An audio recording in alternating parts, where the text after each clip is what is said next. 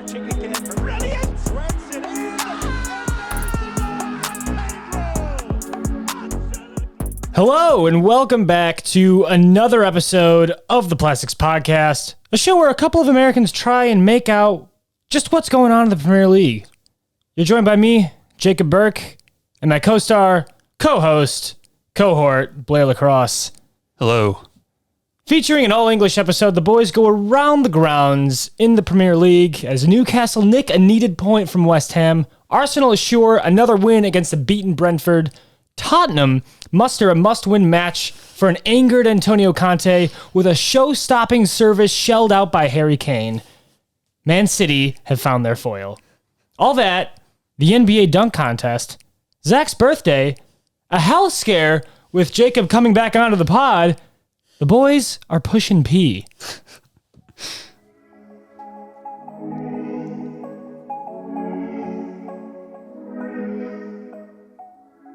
How you doing, Blair? How are you doing, Jacob? I'm doing okay. I'm doing better. That's good. Better than I was. Yeah. Yeah. I had to go to the ER for a quick jaunt. The old chest was acting funky. Always scary when that happens. Yeah, not something you can directly control or see. So, and the things we can't see are the ones that are scariest. That's true. Yeah. Like sharks. Taxes. Ooh. Student loans. That's true. The bigger sharks. outside of the material realm. Yes. Bigger shark. The single-celled shark all the way up to the megalodon. Yeah, but that good news is nothing came back crazy. Turns out sometimes your chest just hurts a lot for many, many days, and you just kind of say okay and move on. You had the first multi-day heart attack. Yeah. Let's see. Other news. Shout out to Zach. Zach just turned 27 today, our roommate, and we will be going and doing stuff with him later. We got him the new Pokemon game, Pokemon Legends of the Fall, Legends of Arceus. Legend. That's gonna bug me. Legends of Arceus. Legends of the Planet of the Apes. And so he'll be playing that because I heard pretty decent things about it. All you Pokemon fans out there. I mean, who isn't a Pokemon fan that's our age? Yeah, if you grew up ever, you're a Pokemon fan. Yeah. I mean, anyone who grew up from 95, so 1980 to now, right? Yes. 40 years of Pokemon. Yes. Well, not 40, but 30, 25, 30 years of Pokemon. You get it. Math. Yeah, and so the new one is the RPG, which is super fun, and it should be much more less predictable than the other Pokemon games. Much more less. They were getting a bit long in the tooth, as they say. Blair, we watched the NBA dunk contest last night. Yes. And you had a question for me. What would make the NBA dunk contest more entertaining? Okay, so I wanted to hear specifically, Jacob, what would your dunk routine be? Right. I had never watched the NBA dunk contest. Yeah. And it was something that I found pretty interesting this year, even though apparently it was absolute crap according to the internet. Because it was this spectacle where you just kind of pick some guys that aren't necessarily the best in the league at dunking. Yeah. And then you have them dunk against each other. They try to pick guys who are known for their hops, but the years where the dunk contest has been at its best, in my opinion, have always been where there's some involvement of a star or a fringe star. So the Zach LaVine dunk contest was really great, or Dwight Howard, when he was actually a superstar in the NBA, also did a dunk contest, and that was very entertaining. And so this one, the most prominent player was Obi Toppin. See, but I would want to bring a bit more order to it. I want to arrange guys by height. Okay. There's let's say there's three how you have your lightweight, your middleweight, and your heavyweight boxing. I want to do that with NBA with the height ranges. So from 6 foot to 6'4", right? Okay. From 6'4" to 6'8", from 6'8" to 7 foot, and 7 foot beyond, right? I don't think there's too many 7-footers and beyond, but and then you get that, so like you at least establish some sort of like, oh my god, these 6'2" guys are getting way up there. Yeah. You know, I think it brings more appreciation because like the height is the main thing with dunking. Yeah, it's more fun to watch a small guy dunk. Yeah, exactly. Yeah. Like to see them leap from the free throw line. I don't even know if that's possible. I don't know how tall Michael. He was 6'6", wasn't he? Yeah. Yeah. So, but to see that, I think would be crazy. I think my dunk routine, as someone who's 6'2", and can't dunk, by the way, I have no hops.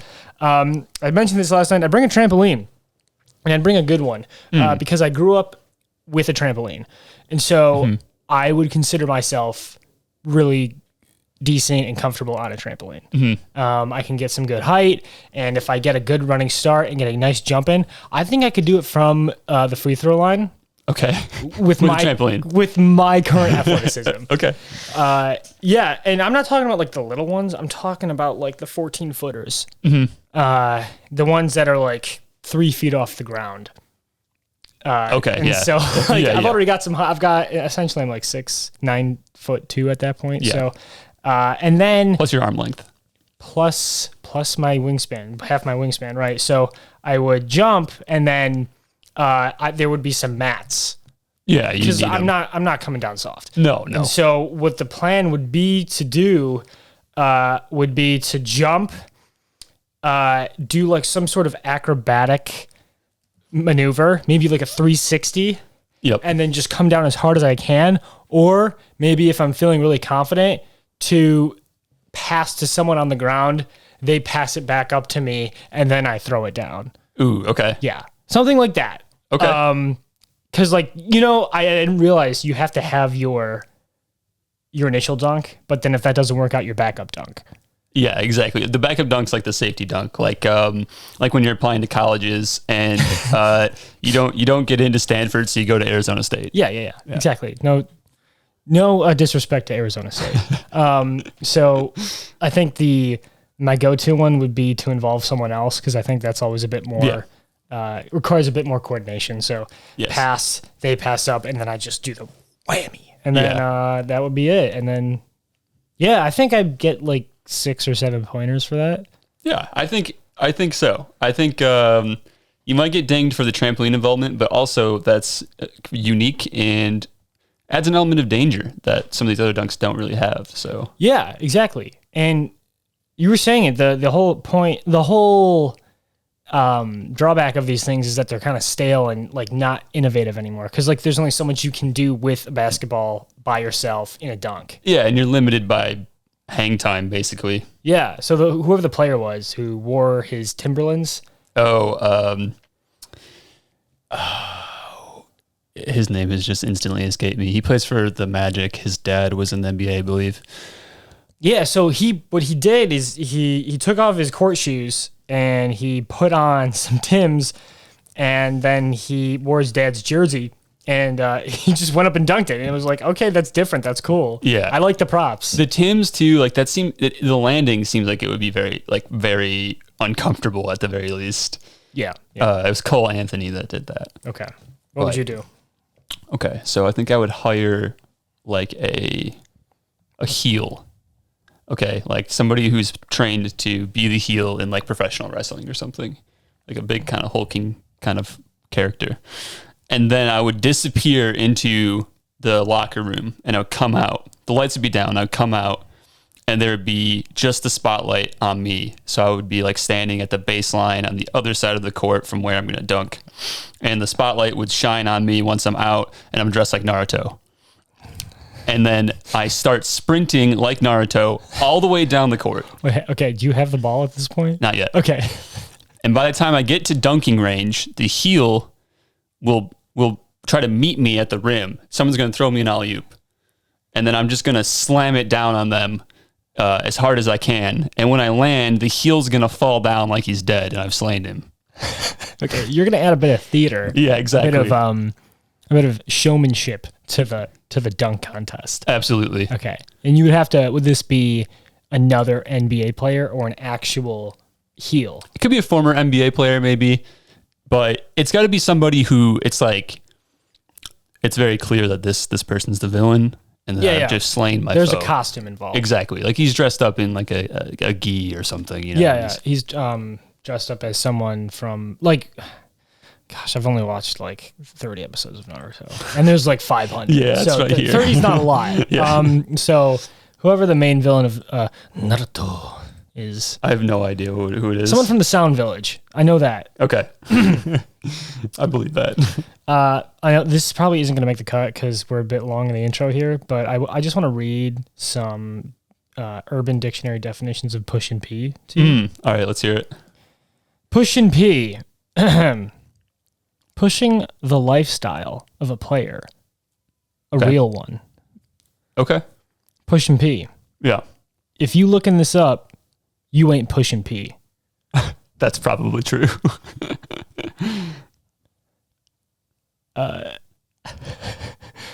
Pushin P. Keep it player or get into the paper. Okay. He pushing a Porsche and pimping these prostitutes. He pushing P. I kind of like this one because of the username, but it's pushing P. A stupid fucking saying, and whoever invented or says it can eat my ass. Pushing P, shut the fuck up already.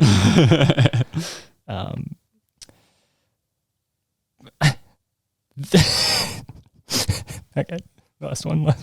The Pushing P, the act of slinging dick on your homie's face in an act of sensual attraction.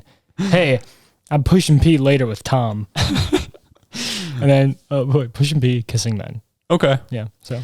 Yeah, there's always got to be the kissing men definition in any urban dictionary.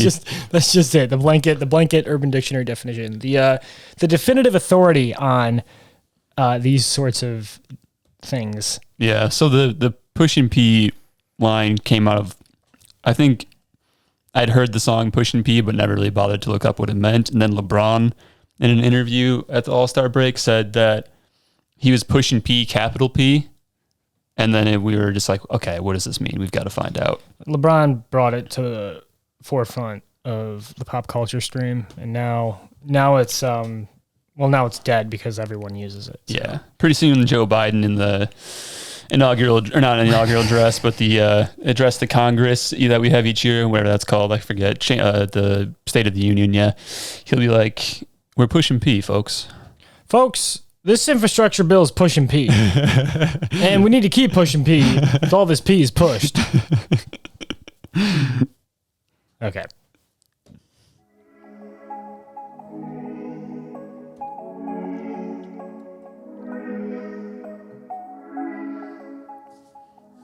Topic numero uno, Blair.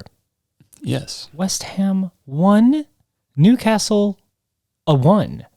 That's right. This was a 7:30 a.m. game on a Saturday. Yeah. I had just come back from the hospital. We were watching the Newcastle game, the West Ham Newcastle game. Notable absentees, Blair, Alan St. Maximin, and Bruno, fill in the last name here. Let's establish our naming convention. All right, Jacob. We did our best trying to research this. We've heard many different pronunciations from the Premier League pronouncers and commentators on Sky and elsewhere. There's Guimaraes, there's Guimaraes, there's Himades. What are we going to go with here? Do we have a recording of him saying his own name? We should look at that up. That would probably be the most helpful. Because I'm just going to go by whatever he says. Okay, let's see if Bruno has ever pronounced his own name. But I remember I got back and Maddie said, "Hey, you pronounced his name wrong last episode." And I'm like, "What? I looked it up." She said, "No, he was wrong." And then I listened to the episode you guys had, and that was not the same. So I just feel a little guilty. It's like how when you're trying to pronounce the country by the name, by the way it kind of is supposed to be pronounced. yeah, I don't know. Like, do you call, this might be getting topical, Ukraine or the Ukraine? Ukraine. I mean, it's supposed to be Ukraine. They always say it. They're like, don't say the Ukraine. Exactly. Yeah. So Now, what does Bruno say? The Bruno. The Bruno. All right, I've got a video. You want to hear this? Yeah, let's hear it.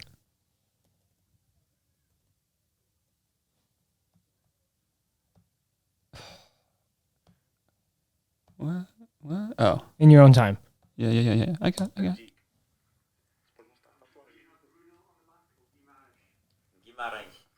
Guimarães. It's not what you Guimarães. Guimarães. Guimarães. That's an Aish.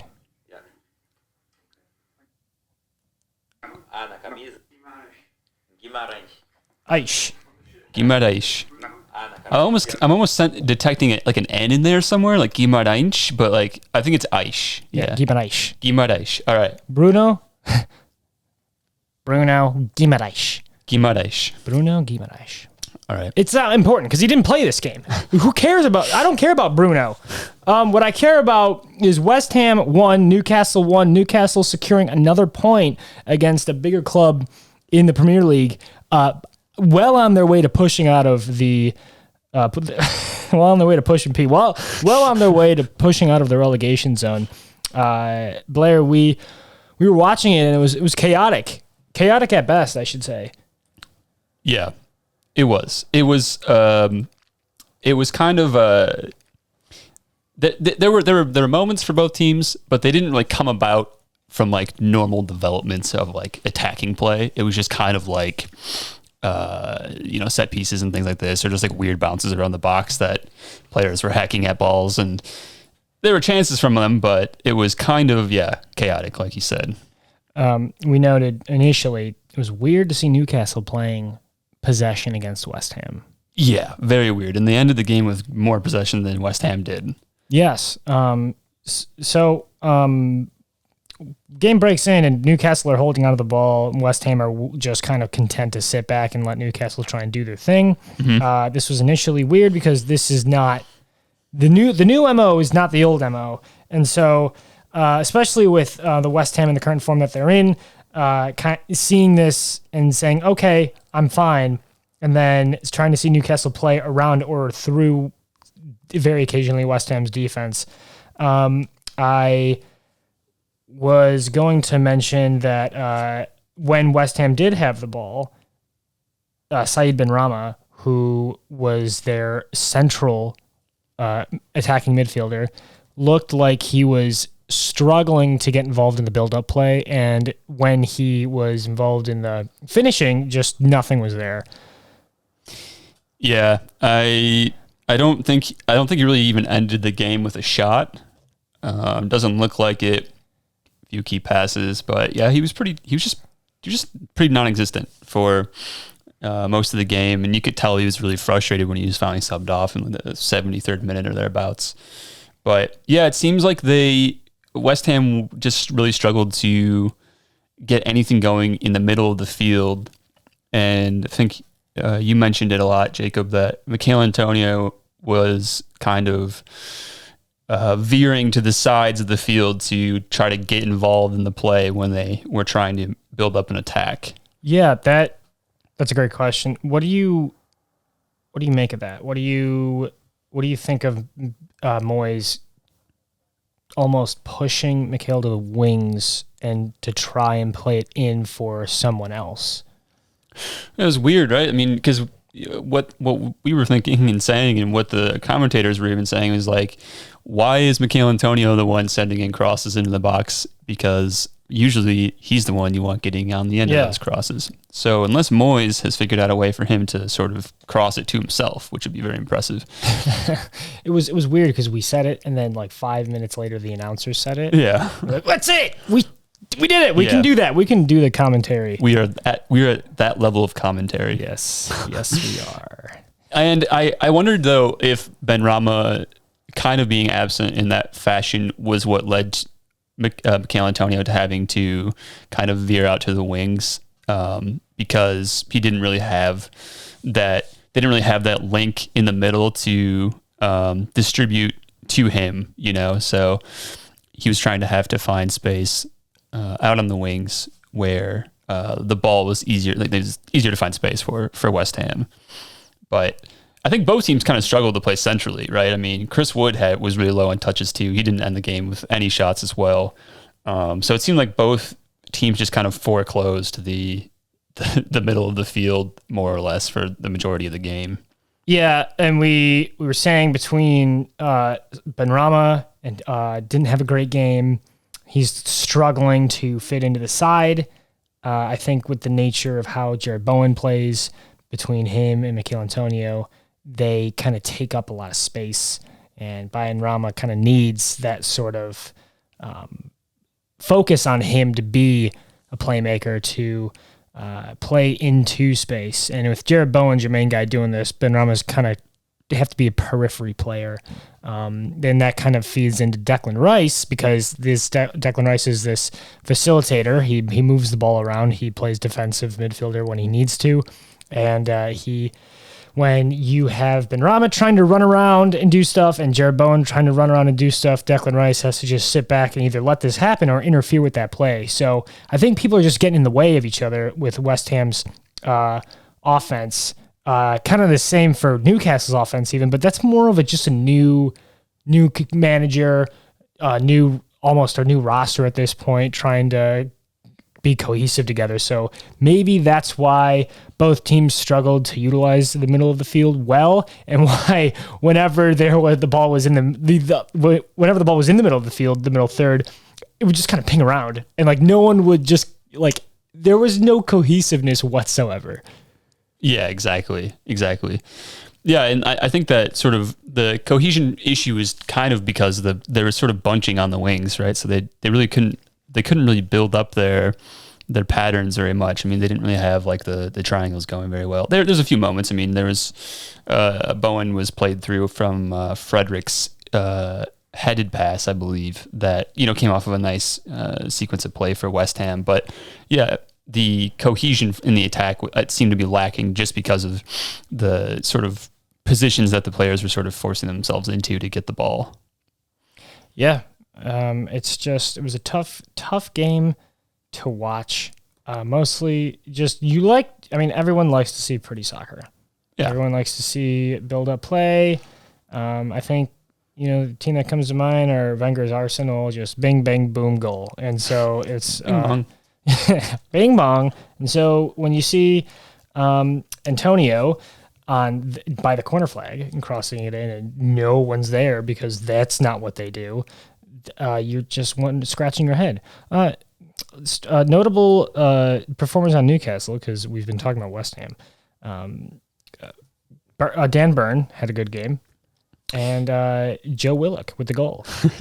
Yeah, we were talking about how Joe Willock was really struggling in this season. He had I think accrued 1,300 minutes or thereabouts this season in the Premier League and had 0 goals and 0 assists so far, which isn't great for your guy who's kind of trying to he's trying to be a more forward midfielder for them, trying to get into the box a bit. Joe's redeeming qualities at Arsenal. He was still a developing young player at that point, and still is, to be fair. But he was really good at kind of popping up in the box, usually kind of late in the attacking development. But he would pop up in the box and either clean up messes that were in there, or just kind of get on the end of a pass or a deflection or something like that. And yeah, I mean, I think you kind of saw that on this goal. He really just stuck his foot out there between 2 defenders and got it across the face of goal somehow, and it bounced in off the post. He bounced it in, and it was a very it had enough speed, the goal, because the ball was rotating backwards, so it almost wanted to rotate back out of goal. But who didn't do themselves any favors was Fabianski. Lukasz Fabianski, goalkeeper, 36-year-old for West Ham United. We immediately noticed hates to come off his line right now. Yeah, it was so strange. Like there are moments where it's like, Lukasz, why aren't you trying to claim this ball in the air? You could have prevented some threatening attack from getting any further if you just kind of come out a few yards, get up in the air with your arms and catch the ball with your gloves like you're allowed to do as a keeper. But he seemed hesitant on the day, and yeah, I think it definitely kind of cost them here. The Willock goal was really strange because it came from near and a narrow angle. is, on the near post is where he got the kickoff, and then it was a really tight angle. I honestly don't know how he got it across Fabianski. I think he just might have missed. Yeah, it's very a game that deserves a 1-1 draw. You think? Yeah, because it was just neither team looked like they were cranking on all gears. Yep. Benrahma ended his shift, and him and Moyes had a brief spat. Looked like. Yeah. Benrahma looked frustrated. Moyes looked sympathetic, but equally as frustrated to the situation his attack's in right now. Yeah. Do you make anything? You think Benrahma's going to keep struggling, or is Moyes going to stop trying to reinvent the wheel here with Antonio directing the attack? Yeah, I mean, I think he's got to get Benrahma into the places that Antonio is going, basically, and I don't know what that comes down to. I don't know if it was really Antonio just like trying to make up for the lack of presence in those areas, or if it was just that Benrahma was just having a bad game and couldn't really assert himself and get into the flow of things. Yeah. But I don't know. I mean, what do you think of it? Do you think Benrahma's got that kind of personality where this is going to become like an issue, or do you think it's just frustration with the game? It's tough because Benrahma was a absolutely lightning prospect from Norwich City. Was fantastic for them. He bounced to Brentford, bounced to Newcastle, and now he is in this arguably top 4 side. To West Ham, right? Yes. Mm. I said Newcastle. Yeah. I meant West Ham. Yeah. He bounced to West Ham. He's in this top 4 side with David Moyes, whose stock could not be hotter right now. And he's just struggling to fit in both with Mikel Antonio and Jared Bowen, which is fair because these two guys are the account for most of West Ham's goals. And so I think it's more of a case of not trying to overtake in my head. I am not a pro soccer player. I don't have the sort of framework in playing for West Ham or really any team outside of my high school team, but that's not the point. So if I were Said Benrahma, I would say I see Jared Bowen and he is having the season of his life right now. I see Mikel Antonio, long servant of West Ham, out and out striker. And I see these two guys producing most of the goals for West Ham. I need to fit my game to service these two if I want to operate inside this team. I don't expect David Moyes to cater to Said Benrahma. I don't expect him to reorganize the attack. Sure. What I expect David Moyes to do is to stop playing Mikel Antonio on the wings and to put him back in center. And I would recommend that. Yeah, from one amateur to one professional, I recommend that. So that's what I hope David Moyes does because everyone likes to see West Ham go for it. However, maybe Blair, you wouldn't like to see West Ham go for it because Arsenal are also gunning for a top 4 position, and so that kind of leads us straight into Arsenal 2-1 Brentford. And I will let you take it away with this because I see you've got some nice infographics for us. So this was an interesting game and a relatively dominant performance from Arsenal. It was really the revenge game after the opening bout of the season, the very first game of the Premier League season to kick everything off. Arsenal went to Brentford Stadium, their first game in the Premier League in 750,000 years, and they lost by a score of 2-1. And so, there was I remember that day pretty clearly. I remember having a very sober conversation about not expecting to have any points by the end of August, and we didn't. And some of the quotes from Thomas Frank saying that they thought they could win. Ivan Toney tweeting a nice kickabout with the boys after getting the 3 points.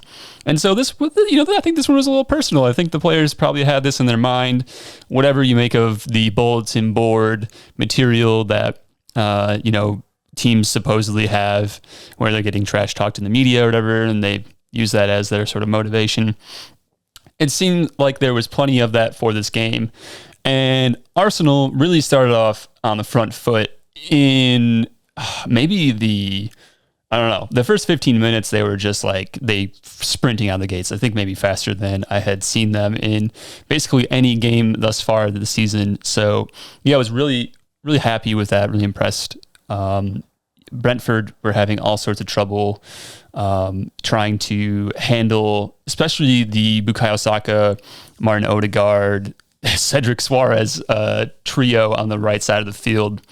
They were having a lot of joy getting into the box and working the ball into the box and down that sideline. So yeah, I mean, it was a good performance overall. Things kind of settled down about the 25th minute. It was a bit more back and forth, and it seemed like Brentford sort of weathered the storm. And the first goal didn't really come for us until after the break with Emile Smith-Rowe getting in on the left side. And yeah, just really nice play from him, dipping in under his right foot, getting a low shot off that sort of curled around David Rea's outstretched hand into the net. That was really nice, classy finish from him. Another low XG chance converted, Jacob. Emile Smith-Rowe continues his unprecedented XG overperformance. Yeah, I think he's on like 10 goals now off of like 4 It XG. is something to marvel at. Yeah. To be sure. Certainly not going to be any regressions to the mean there. Who knows? Great scores often outperform the XG, as we discussed some time ago. So that's really exciting to see. ESR and Saka scored from basically the same position with 2 different feet, but same shot position, maybe similar XG numbers. And you mentioned it, tons of low XG chances from Arsenal. I'm going to read off a shot statistic here. I see 24 total shots for Arsenal, 8 of which were on target. I don't think I saw many over 0.06 XG. Yeah. Is that something that you like seeing? I know Arsenal played with a lot of confidence in that they were really gunning against Brentford, which looked great, but the chances themselves were low. I don't know if this is something that is just a bit of give or take, or if you were looking for less shots, better quality. It's a good. It's a good question. Good. Sorry, I short-circuited there. Yeah, it is a good question. I think I would prefer the higher quality shots. Obviously, the problem with us is that like we were always trying to make that Arsenal try to walk it in, that sort of narrative.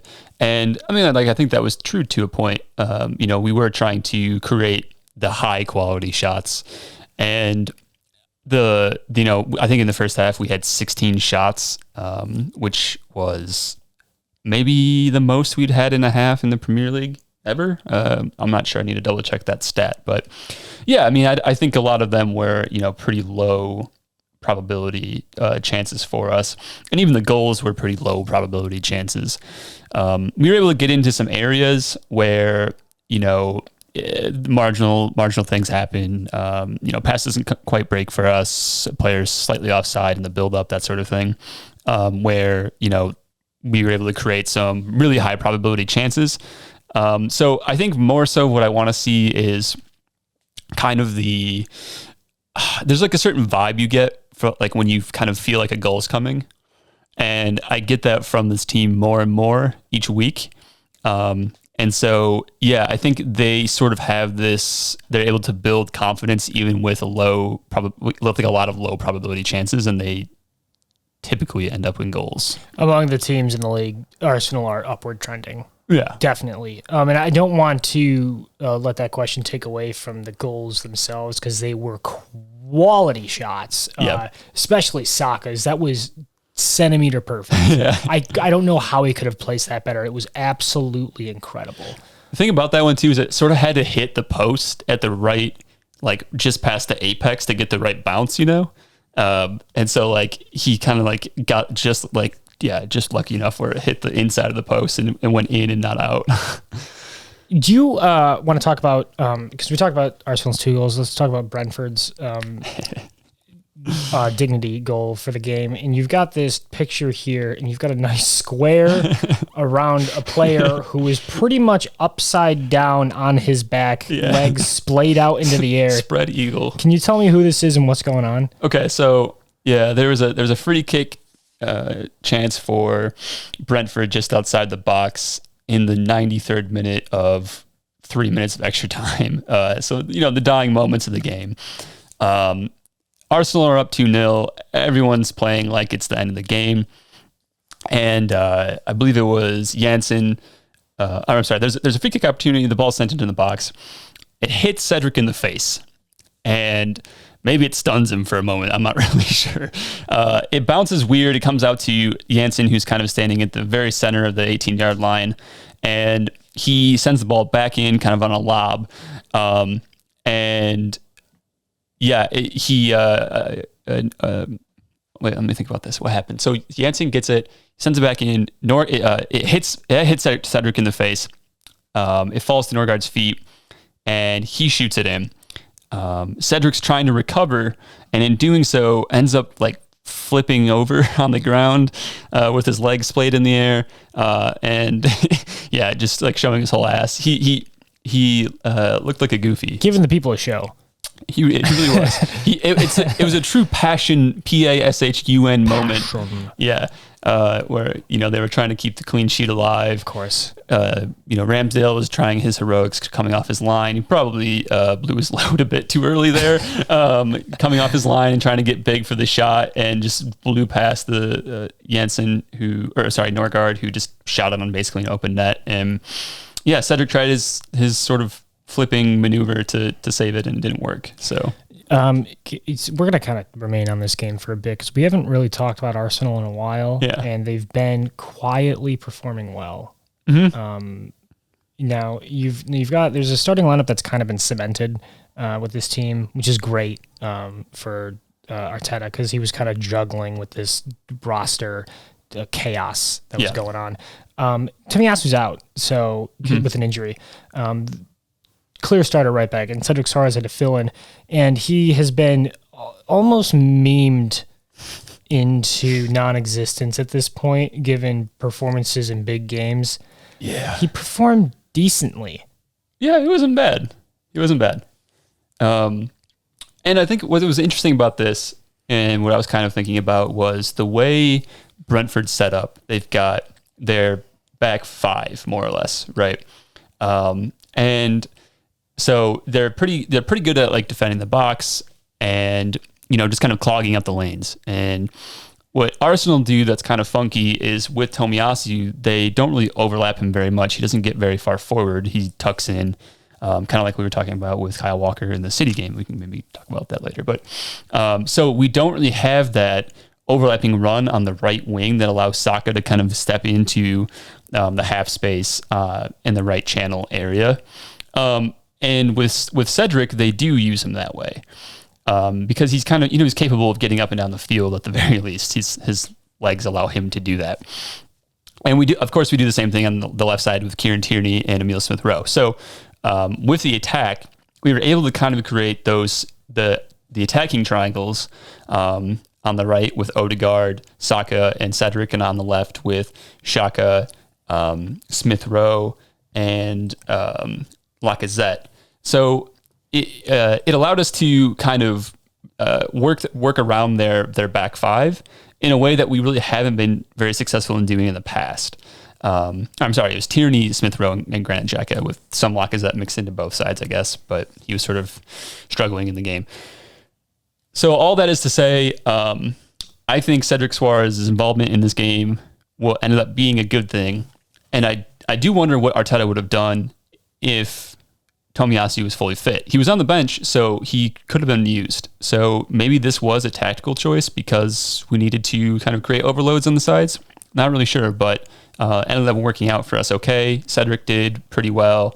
And largely on the day, the defense as a whole was pretty unbothered by what Brentford were offering, aside from the late game brain fart errors. Yeah, so it kind of sounds like you're backtracking what most of the Arsenal fan base considers Cedric Soares as. It's a bench warmer. Yeah, for sure. I mean, I wanted him out. I didn't like him very much. Okay. And there's this thing that happens with players that tend to disappear to the bench with Arsenal, where like Gabriel Martinelli was gone forever. Like, he got this injury after having this really explosive start, and he was gone for a long time, and then he was kind of rumored to be back and healthy, and he was training, and all the fans were like, where's Gabriel? Where's Gabriel? And finally, Smith Rowe picks up a knock, and Gabriel Martinelli gets a run in the team, and look at what you get from him. Great goal-scoring output from like 3 or 4 matches in a row. He looks really great. Cedric Suarez disappears for a while, comes back, has a couple of nice performances. I don't know. There must be something happening on the training ground. I'm kind of growing in my belief in Mikel Arteta and what he's able to do each week with the players and getting them set up in the way he wants them to play. And I feel like the team is getting more comfortable kind of just plopping people into the system, and those players kind of know where they're supposed to be, what their responsibilities are, and it's kind of showing on the field. So where a guy who's been like, ridiculed and memed like Cedric Suarez, he can now come back into the team and like look pretty decently okay. I'm seeing a strong partnership between Suarez and Saka on the right side, which is really good to see because Saka was arguably man of the match with the amount of threatening runs he was putting through. Maybe Odegaard, who's to say? Yeah. That's my personal opinion. Yeah. Okay, I'm seeing a question here that you've written on the doc, and it's linked to an article that the ever illustrious John Mueller has written. Very simple. Are we in the era of winger forwards? Parentheses, inverted wingers? Can you expound upon that? What's going on here? All right, so actually, I'm gonna take this and I'm gonna throw it right back at you, Jacob. Okay. Arsenal's goals this season have not come from Alex Lacazette by any means. He's got like 3 goals this season for us, and he's our center forward. Most of our goals, Emile Smith-Rowe is our leading goal scorer. Gabriel Martinelli's got a few that he's chipped in. Bukayo Saka's chipped in. Martin Odegaard's chipped in. But it seems like for us, the majority of our goals are coming from our attacking players who are trying to move a little more centrally as they get closer to the attacking third into the box. I think about Liverpool and Sadio Mane and Mo Salah. Of course, you can't forget about Jota, but Sadio Mane and Mo Salah now, Luis Diaz. Think about Man City and what John Mueller is writing with their wingers, depending on which world-class winger they decide to play that week. And I'm wondering, there's a lot of debate with Arsenal fans about the role of Alex Lacazette. Do we need a goal scorer there? We need somebody who's going to bang in goals at center forward. But also, a lot of teams get their goals from elsewhere. So what happened to the center forward position? And are we in sort of a new dawn of winger forwards or inverted wingers, where we're relying on goals from the outside in instead of the inside in? That's a great question. Well, a couple of different tactical evolutions have occurred in the past 15 years, 20 years. I'm looking at Laka's numbers this game. I'm seeing, according to Opta, 0.16 XG. Not a lot. He performed decently. Had looks like 3 shots. It was funny, 1 outside the 18, 1 inside the 18, 1 inside the 6. Good variance there. And he had 25 touches. So typical numbers for a target man for someone who is exclusively upfield. But when we watch Arsenal play, that's not what Lacazette's really doing. Yeah. So it's a confusing one because it makes you wonder whether Lacazette's either performing per Arteta's instructions, or he's trying to fit into a side that necessarily doesn't employ his set of talents, kind of like Saïd Benrahma earlier. So with Arsenal especially, you get these runs from great players like Bukayo Saka, from Emile Smith-Rowe. You get guys drifting on the outside to feed these guys, Xhaka and sometimes Thomas Partey when he's not shooting. And then, Odegaard is to me is this centrifugal, centrifugal. No, he's not an acceleration. He's this centrifuge. Thank you, of the Arsenal engine, and he's the guy that is making Arsenal tick for me. I highly rate Odegaard. I was very ecstatic that he was coming to the Premier League from Real Madrid, and I was trying to get everyone excited about him. But now that he's kind of like cemented as the CAM, he's feeding these inverted runs from Saka from Raw, and they're like converging on the goal like this. I think it's a bit less subtle than City's play. But that's fine because like it's not less subtle doesn't necessarily mean like worse. It's just Arsenal, I think, with their fullbacks, Tierney, left foot, great, crosses it in all the time. Suarez, I'm still not sure of as like a player. I really don't know what he does. You would know better than I. And these guys, the entire design of these 10 guys, not Lacazette, is to feed it into the middle and get a shot. Yep. So all this to say, I don't know if Lacazette fits into this system, and I think that Arsenal are looking elsewhere this summer. Yes, for sure. Yeah, like I think the thing that a lot of fans just don't like what Lacazette offers because he's not a goal-scoring center forward anymore, really. He shows up late to the box usually. He's usually pretty far behind the play. He drops deep to try to facilitate. His facilitation sort of vacillates. I think he generally does a pretty good job of that. And I personally like what Lacazette brings to the team because he just like is willing to like throw his ass into players and like just kind of make a mess of things and try to keep the ball up the field and try to clear out space in the middle of the field as much as he can.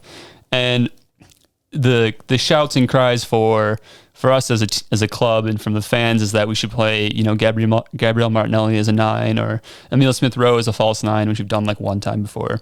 And I think it's like a fine idea in theory, but I don't know. I feel like you have a completely different dynamic with that sort of sprinty forward versus what Lacazette is, which is a kind of stout little guy who creates his own space. So. I want to make clear, I don't think Lacazette's doing a bad job. I just don't think he's not reaching his ceiling with the way that things are. Oh, for sure. And I'm not really sure what his ceiling is anymore, because he's kind of had this murky performance for Arsenal since he came here. I think maybe the best times in my mind were when the partnership with Alba in like the early seasons when both of them were there. Yeah.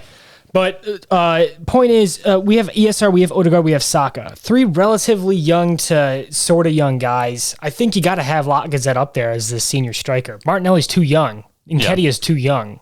I think age is an important thing, especially on the field. And so I think Lacazette is the best person on the current roster for that position. Yeah. It's just that, Arsenal can improve, and I think they will in the summer. Yep. I think Arsenal were ultimately held back in January by their past mistakes. Like we're still sort of wearing that, I don't know, it's still the monkey on our back, whatever. There were targets in the summer. There was a lot of rumors of Tammy Abraham, but we couldn't get him in because we had 4 central forwards on the team. So like you can't just bring in another one to that group. And so like, we're just paying for the sort of poor squad building decisions that we had made over the past years. And now we're stuck with Lacazette until the end of the season, and I think we just kind of have to make do with him. He had an assist, Yeah, and so like the game was fine. We won 2-1, and it was a largely comfortable performance. I don't really see a lot of reason to get too up in arms about what he's doing, and I feel like the grass is always going to be greener on the other side. And I think we just kind of need to hold out with him as best we can. If he gets an injury, if this thing starts to fall off the wheels, then try something else to change it up. But if it ain't broke, don't fix it. I like a striker that is willing to get dirty. Yeah. I think a striker that runs with wild abandon is too blunt. Mm-hmm. And that's what Martinelli is. Yeah. Right down the wings. And it's like, oh, shit, do I pass the ball or do I dribble it? So I don't know. I think Lacazette's fine. And Arsenal are doing this, in my opinion, doing the squad building the right way. Measured steps, not overreacting. And, I've been guilty of it myself, is kind of this, Arsenal are a meme team at some points. And I think everyone thinks that because soccer is just full of these overhyped, blown reactions, which we'll get to in the next game we're about to talk about. So, but I want to close this discussion that I've concluded by saying Arsenal is not a meme team with a bit of drama. Yeah, we like to have drama. Granit Xhaka. Nketiah comes onto the field as a sub, and Lacazette gives Nketiah the armband. Not to anyone else as he's trotting off, might I add. Yeah. Nketiah runs to Granit Xhaka and says, "Here, sir, I have something for you. This captain's armband. For you are our leader now." And Xhaka says, "No, my son. No, now is not my time." What does this mean, Blair? What does this mean? The people need to know what's going on in the dressing room. So there was a question to Arteta after the game where they asked him about that incident, and they said, why didn't Granit Xhaka take the armband? And he said, sort of cryptically, because Kieran Tierney was next in line. I don't know what that means. I don't know what exactly the cue is. He's the heir. Yeah. Was there regicide involved? Who knows? But I did see some additional context from somebody on Twitter. I'm not sure who this person is. They're verified. I don't know who they are, but they're saying that from their view that I'll just read the tweets. For clarity, Laka was trying to give the armband to Tierney, who was preparing to take a throw but couldn't hear Laka shout. Laka therefore gave it to Eddie to give to Kieran Tierney, but Eddie Nketiah was told to stay in the central forward position by Arteta. Nketiah then tried to give it to Xhaka to give to Tierney at that point, but the throw-in was about to be taken, so Granit Xhaka told him to hold on to it. Not a case of Xhaka refusing the responsibility at all, and a bit of a stretch to say it's a lack of commitment or anything like that. So that was a take on that. I didn't really see it in live time. I saw people talking about it. I haven't seen a replay, so I don't really know. Granit Xhaka, there ends up being a story about Granit Xhaka no matter what. This was a largely comfortable win, and we're talking about Granit Xhaka drama. And he had a decent game. He had a fine game. So I don't know. It's annoying. And I'm ready for him to be gone. But yeah. I mean, it's time for Arsenal to move past Granit Xhaka as the captain. The captain's armband is this thing that's I don't know. In England, it's the most meaning. It's he's being knighted or something. But for Arsenal, for every reason, it's being hired as defense against the dark arts professor at Hogwarts. You just end up getting murked or something at the end of the book. It's been a real bogeyman for us. I don't really know why, and I really hope the next one can fix it. So I guess we need to get it right, even though I'm not really a big the captain's armband really means something. So can I bring some imagery to you in this non-issue? Yeah. Because you're annoyed by this so much, and it's just making me smile. Granit Xhaka,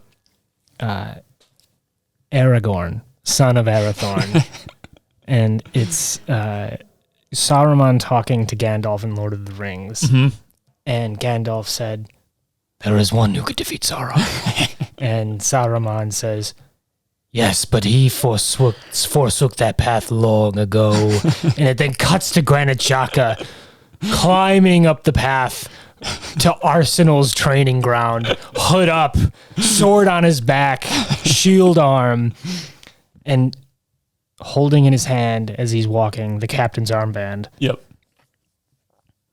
The outcast prince. Yeah. Granit Xhaka. With a line of royalty, but not willing to take up the mantle. Yep. Okay, you're so done with this. Okay. We're moving on. That was good. We're not talking about Brentford because we love Brentford and we've talked about it so much. Nice kick about with the boys. Yeah, good. I think it was Laka that tweeted that. Yeah, a little bit of kissing emoji, a little bit of witty banter there. Wonderfully French response. Okay. Moving on, Blair. I'm gonna let you introduce this one. Yeah, thanks for joining, folks. Great episode. So there was a game on at 12:30 p.m. Eastern Standard Time in the U.S. That game was Man City versus Tottenham. And it happened to end Man City, 2 goals. Tottenham, 3 goals. So we're still trying to work out if that means that Tottenham actually won. There's some contention here. There's a bit of confusion over the matter. Yeah. Details being sorted out in court. But yeah, Tottenham went to the Etihad and gazumped Man City, I guess. They gave him the old bing bong. The old bing bong. Yeah. Man, what a weird freaking game. You know what, man? Tottenham were pushing P. They were. I have to give him credit. Tottenham's identity is very simple. Everyone knows what it is. You look at it, it's like that's what Tottenham do. They like to sit deep and counter. Tottenham lose until they play Man City. Yeah. It's so confounding. It's hilarious that Tottenham are the boogeyman team for Manchester City, but not this season. Not for me. Manchester City are getting the locker room, and Tottenham walk out of the field, and in the distance you can just hear the Bogey Wonderland. Bogey Wonderland. Yeah. Let's talk about it, because this was Blair, you hate this because Tottenham get 3 points off something that they shouldn't have gotten. Manchester City with the clear superior team here, and Arsenal are trying to fight for this top 4 place with the likes of Manchester United, West Ham, and Tottenham. So this is a hot contention, and one of the things that that one of the things that is going to make this season exciting is like who gets that Champions League position. And Tottenham grabbed 3 points away at the Etihad. Antonio Conte avoiding how many straight defeats? It would have been his 4th. It was 4th straight defeat in like 9 years or something, which is like great numbers for him. So I don't know. Let's talk about it. This was chaos. I have stats I can talk to you about, but you have tactical analysis of the goals. So we've got a lot of content here. I want to talk about your impressions first. How do you feel about this result outside of your Arsenal allegiance? I don't know if I can answer that question. It was surprising. Let's say that. If I was in neutral, I would be surprised by this outcome. Who expected Tottenham to go in and win it at the Etihad? I know they did it at the beginning of the season with a completely different manager who basically did the same thing as Conte did, just to a lesser quality. But yeah, it was just surprising. It was surprising, Jacob. Tottenham coming to this game off a bit of a season-long Harry Kane drought. Notable start for Dejan Kulusevski. Yep. Conte playing this back 3, his premium identity. Tottenham playing as a counter team. And well, you had a great question during the game, which I tried to answer. Not very well. Tottenham have an obvious play style. They sit back, they wait for an open play counter, they seize that chance, and they launch into it. Mm-hmm. Everyone sees it coming. Manchester City know this is going to happen if they play the way they do. Pep obviously accounts for this. How do you hedge against this play style? Yes.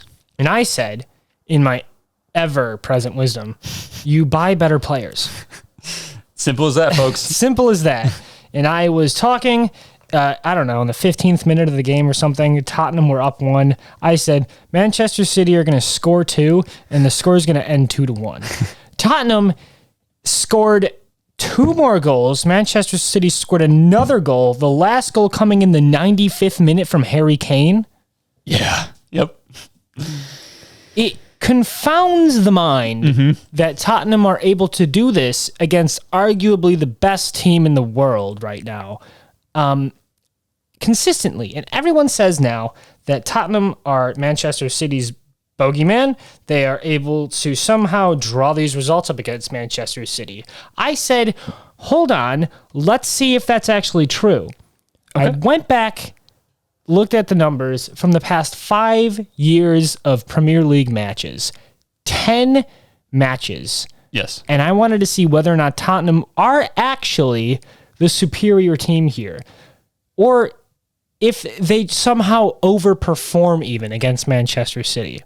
Sure. And I would love to see your live reaction of these results, because I didn't share these numbers with you at all. Okay. I have the team numbers up in front of me. Now, who do you think? Can you guess how many goals both teams have scored over 10 Premier League games? Now, mind you, Pep Guardiola has been manager of Manchester City for that entire time. The managers for Tottenham have been Mauricio Pochettino, onto Jose Mourinho, onto Ryan Mason, caretaker manager, onto Nuno Espirito Santo, and then onto Antonio Conte. 5 managers in 5 years. That's good. That's what you want. That's good numbers from Tottenham. So let's hear it. What do you think for goals? Should I guess by team or total goals? You should try to guess by team. I'm going to say City have scored in 10 matches.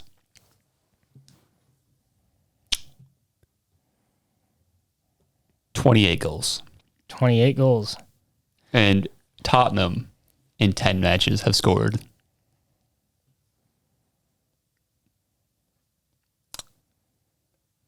11.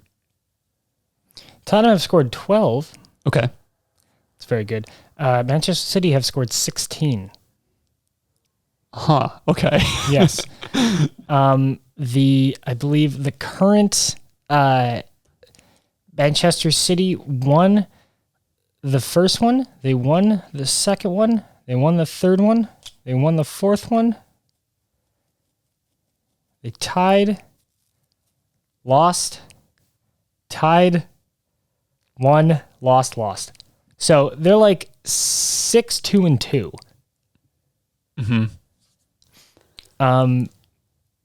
Or 6-1-3.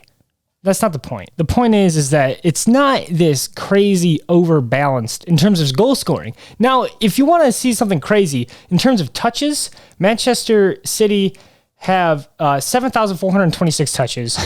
Tottenham have 5,300. Oh boy. In terms of shots, Tottenham have 69 shots. Nice. And Manchester City have 184. Oh my. Yes. In terms of okay. Tottenham have 12 goals and a XG of 7.8. So overperforming by a pretty good margin. By a very good margin. Yeah. Manchester City have 16 goals with an XG of 25.7. What the fuck? It is an unexplainable underperformance from them. What in the world? Is this non-penalty goals or just XG? Okay. It's 21.6 non-penalty XG. Okay. Okay. Sure. 303 shot creating actions for Manchester City, 106 for Tottenham. Mm-hmm. That's triple numbers. Mm-hmm.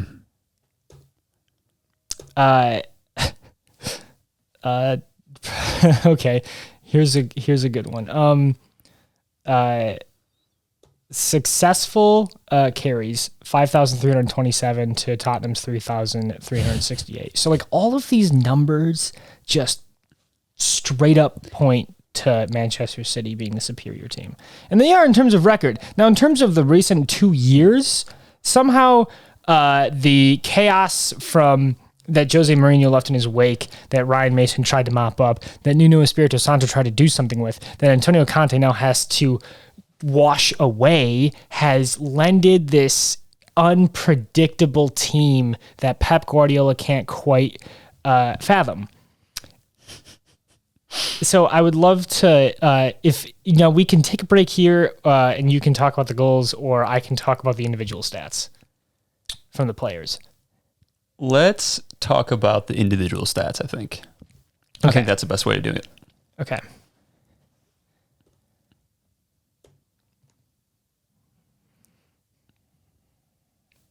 Who do you think has the highest XG as a player? Although, like, I have a list of the top 10 XG players. I'm going to guess a City player. Okay. I'm going to say Sergio Aguero. No. He is top 5, though. Okay. Within the past 5 years. So, that was towards the end of his tenure. Yeah, that's true. Pretty poor guess on my part. Okay. Let's go with Raheem Sterling. Yes, sir. 6 XG. Okay. How many goals? How many goals?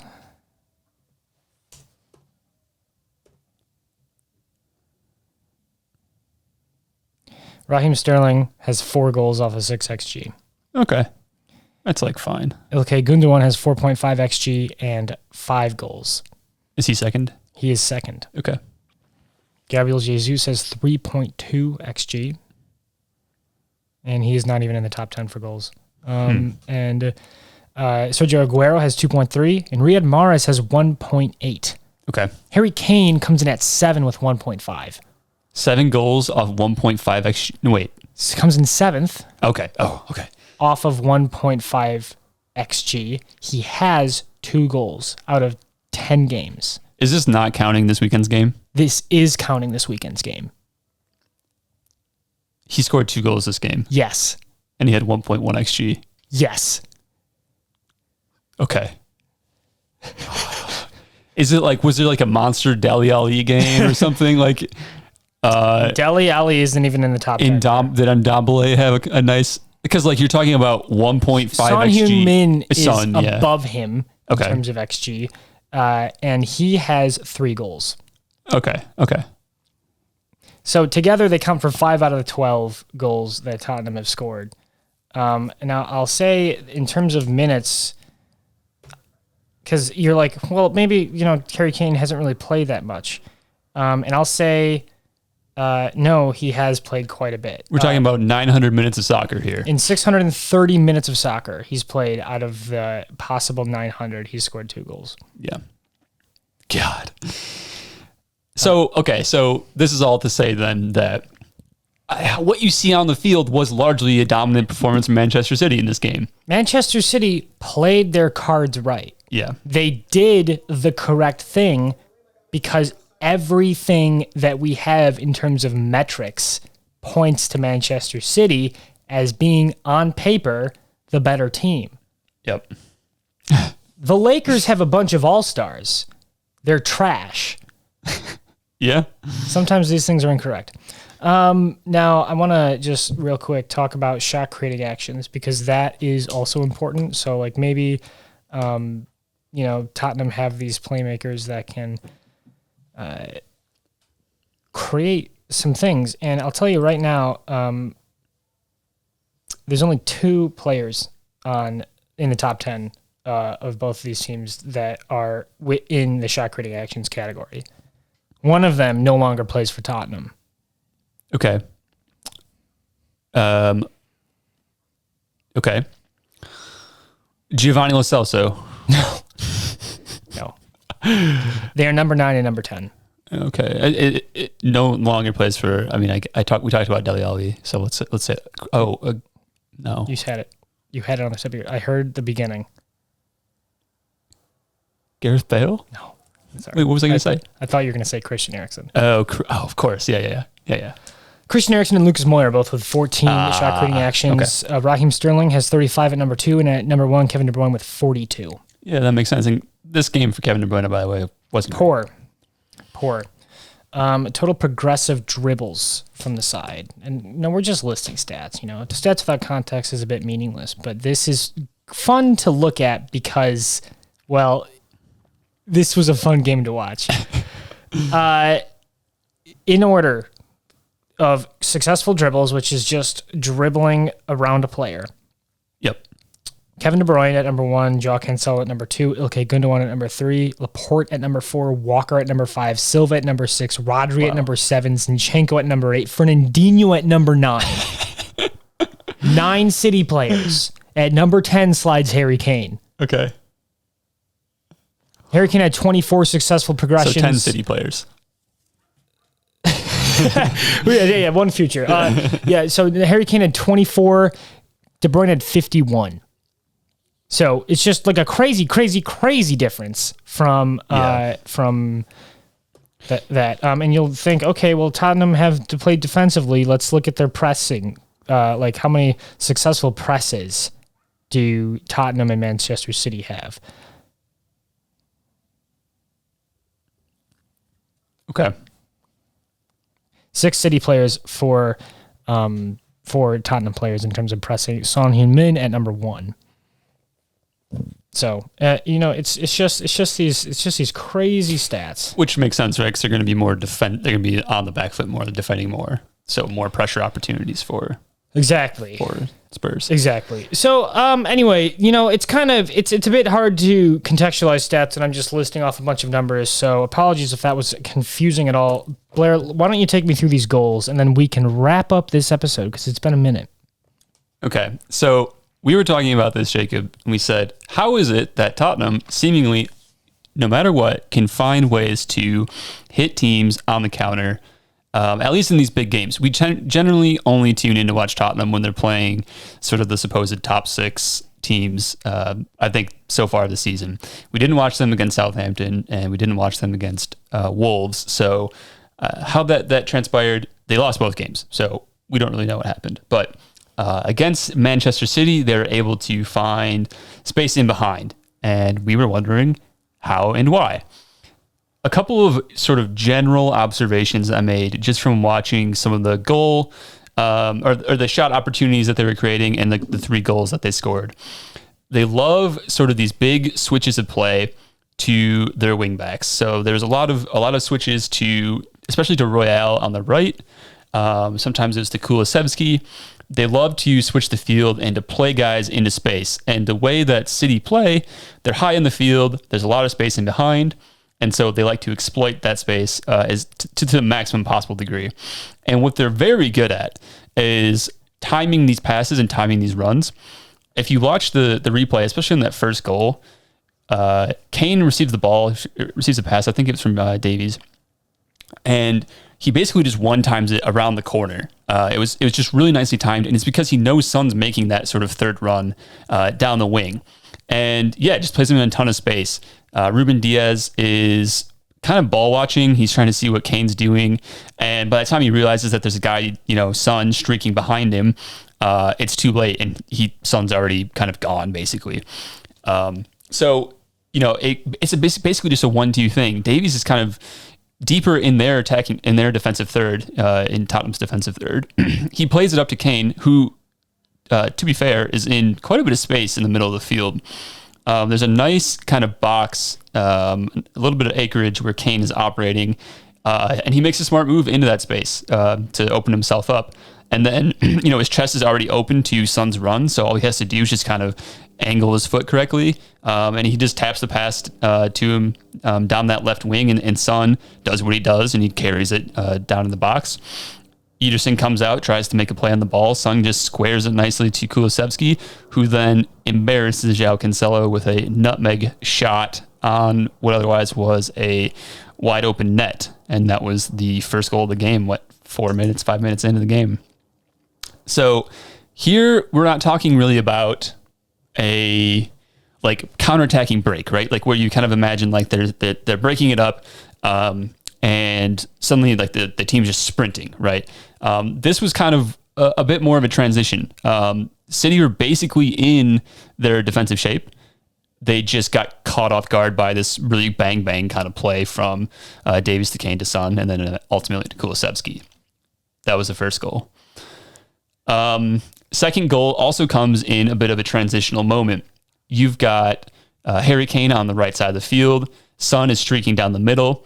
There are 2 defenders sort of bracketing him, and Kane tries to kick a ball over the top of the 2 of them and doesn't actually successfully find Son. Diaz heads it away, but Son is able to kind of backtrack and get on the end of it anyway. So he's up the field now. Tottenham have now, just moved. They've progressed the ball a great distance up the field because Diaz can only really play the ball. He can't really play it to a teammate because they're both trying to mark Son's run. So their momentum is taking them towards their own goal, and the header obviously knocks the ball away from them. So Son gathers, brings it to the box. It's on the left side of the 18, and just sends in a nice cross for Kane. And what you see is João Cancelo, who's behind Kane by a few yards, and then also what looks like, I think, Ruben Diaz, who's a bit in no man's land. He's not really marking. Yeah, he's not really marking anybody. And there's a couple of Tottenham players making a run into the box. Son's pass finds Kane, who just sees it land at his feet, one times it into the net, kind of at the back post for Ederson. Kane was at the peak of his performance this game. Yes. That Royale Kane connection, just incredible. And I'm not talking about Royale 2 Kane. I'm talking about Kane just pinging those diagonals into Royale and just creating that space. It was the way he just casually launches those balls. Yeah. Especially just here with Son. It's just, I don't know if he could just play like that every game. Yeah. Tottenham would win the league. Kane had 3 shots. All of them were on target, which made up 3 of Tottenham's 5 shots on target and 2 goals. Yep. And yeah, I mean, like there's a third goal that came off of, it's basically a similar passage of play. It was a transitional moment. It wasn't really counterattacking. It was transitional. If you look at these, City have numbers back in defense. It's not like they're getting one-on-one on the keeper. Basically what happens is City's defense just breaks down. They're just not marking runs. And so, Tottenham were able to basically, for the most part, just get nice looks on goal from close distances that Ederson really can't do much with. So, yeah, that was interesting to me to watch that back, because in real time I'm seeing this as this counter-attacking moment, and that's kind of what it felt like. But if you watch it back, it really is like City just like didn't commit the defenders to the right spaces. They didn't cover the guys well, and ultimately didn't really contest in the box like they should have. So good. Good way to just take your chances here. That's just I don't know what else is there to say. It's just a wild fixture. Yeah. This, and you didn't say it at the time, but I'll say it. Instant classic. Yeah, it was. It was a classic. Spurs seem to be finding a way. They did it against Leicester in the dying moments of the game. They do it against City here. They get their winner in the 95th minute. Conte gets results. I don't know. Yeah, it's just what they're doing. I see here you have a question. Yeah. Can I pose it to you, Jacob? You can. Are Spurs a big game team?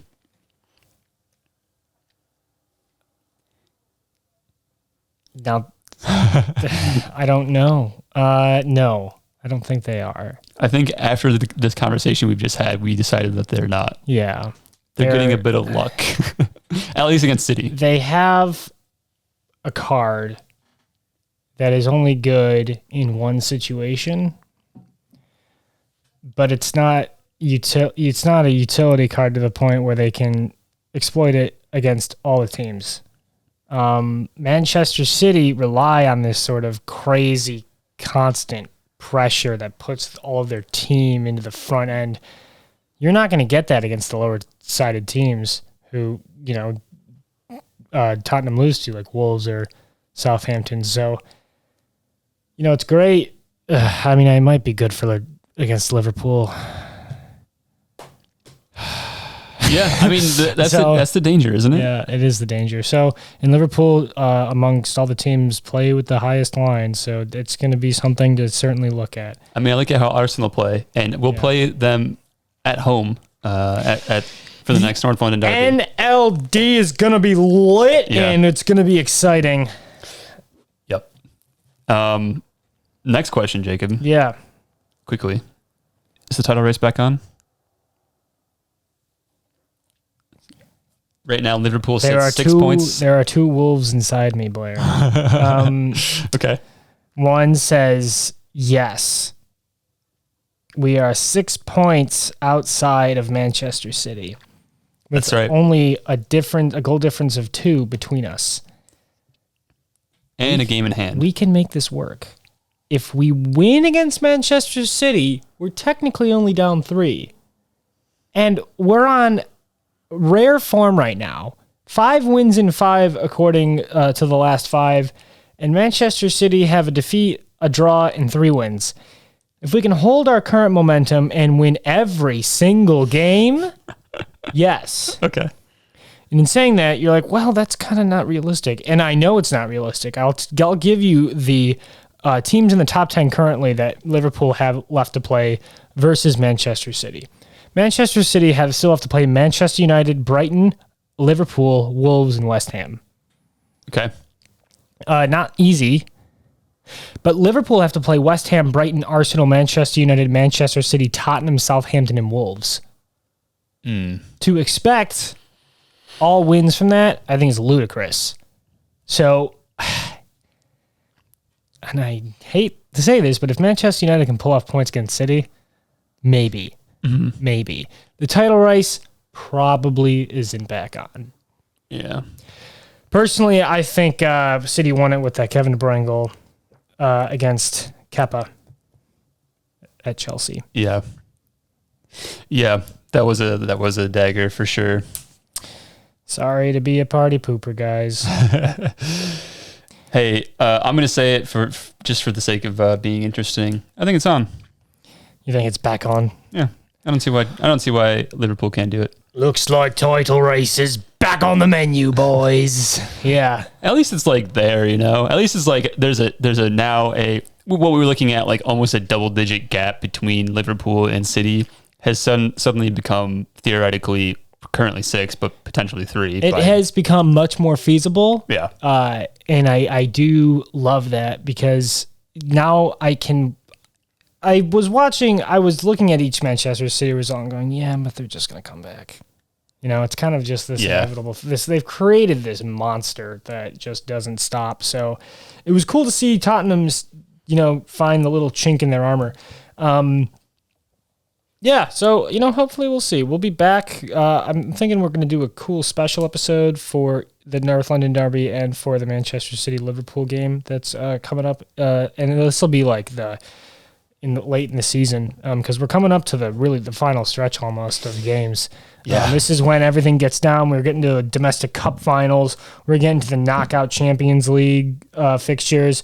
We're getting to the games that will really decide who wins each of the domestic leagues. So a lot of drama is going to happen late in the season. I think personally we're going to be working a bit overtime with the podcast, creating the content. So we are excited to see this out and to see the rest of the season out as our inaugural season as a podcast. So cool stuff coming in. Blair, it has been an hour and 24 minutes of recording, and I think it's high time we wrap up to celebrate Zach's birthday. Absolutely. Do you have anything to close with? I do not. Happy birthday, Zach. You can find us on all these cool platforms that you can reach us out to contact us about material you want to talk about, to feature something that you find interesting elsewhere. Really anything, you reach out to us and I'll respond. Blair will certainly respond on Twitter. We're on Twitter at The Plastics Pod. The Plastics Pod, and we are on Instagram as The Plastics Podcast. You can contact us via email if you're over 40 on plasticspodcontact. That's it. At Gmail? At gmail.com. At gmail.com. Okay, that's it. Cool. Thanks for joining me, Blair. Thank you for having me. And, well, we always have you. So now I'm going to press this outro button. Cheers. Magic again. Brilliant.